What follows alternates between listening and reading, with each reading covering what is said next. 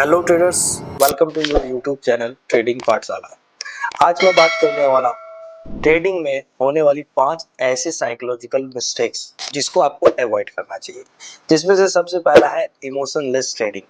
जी हाँ, emotionless trading का मतलब होता है जब भी आप ट्रेड करो वहां पे कोई भी तरह का आपको इमोशन लेकर के नहीं आना है।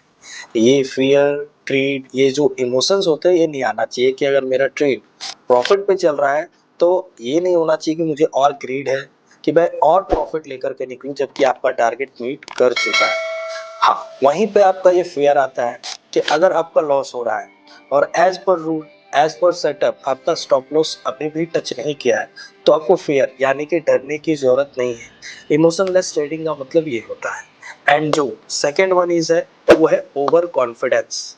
जी हाँ, आपको ओवर कॉन्फिडेंस नहीं होना है। साइकोलॉजिकल मिस्टेक्स ज्यादातर लोग ये करते हैं कि ओवर कॉन्फिडेंस में जहां तहां से कहीं से भी एंट्री ले लेते हैं, कहीं से भी ट्रेड कर लेते हैं, जो कि देखा जाए एज पर ट्रेडिंग आपको कभी भी ओवर कॉन्फिडेंस में ट्रेड नहीं करना चाहिए। क्योंकि ओवर कॉन्फिडेंस में जब भी आप ट्रेड करोगे आप हमेशा अपने आप को लॉस में पाओगे।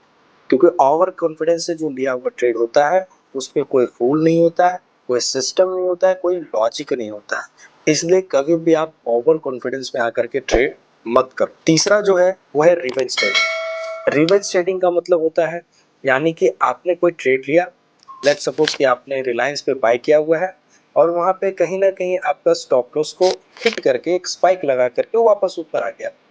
अब यहाँ पे क्या हो गया आपको, अब आप सोचोगे कि यार मैंने ट्रेड तो सही लिया और मैंने ट्रेड लिया, स्टॉप लॉस टच किया और वापस से फिर सही डायरेक्शन पे जा रहा है, तो क्या करता हूँ ना, फिर से मैं ट्रेड ले लेता हूँ।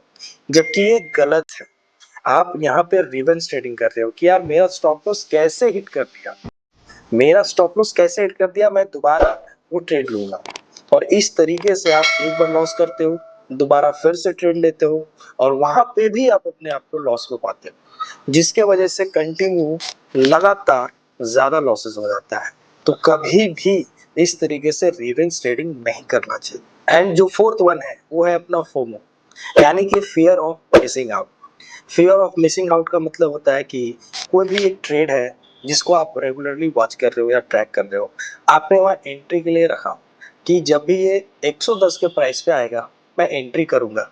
बट वहां क्या होता है कि 110 प्राइस ना आने करके डायरेक्ट 115 पे ओपन होता है मार्केट, यानी कि आपके एंट्री लेवल से मार्केट कहीं ना कहीं ऊपर, यानी ऊपर चल रहा है।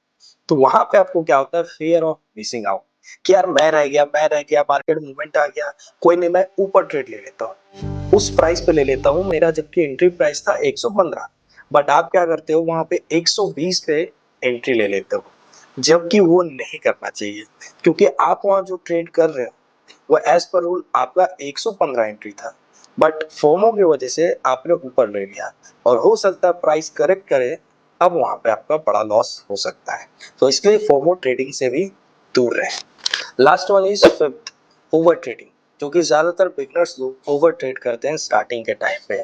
मल्टीपल ट्रेड्स लेते हैं, एक ही दिन में कोई 5 ट्रेड, कोई 10 ट्रेड, इस तरीके से करते हैं, जो कि बिल्कुल नहीं करना चाहिए। क्योंकि ओवर ट्रेडिंग से क्या होता है, एक तो सबसे पहला साइकोलॉजी खराब होता है, दूसरी ब्रोकरेज ज्यादा लगती है, चार्जेस ज्यादा देना होता है और माइंड खराब होता है वो अलग। दिन भर का अपना साइकोलॉजी, दिन भर जो भी चीजें आप करते हो डेली रूटीन, उस पर एक बहुत बड़ा इम्पैक्ट पड़ता है।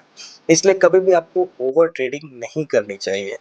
आप अपना एक सेट ऑफ रूल्स बनाओ, उस अकॉर्डिंग से ट्रेड करो, उसके बाद देखो आप कैसे प्रॉफिटेबल होते हैं। That's all, thank you.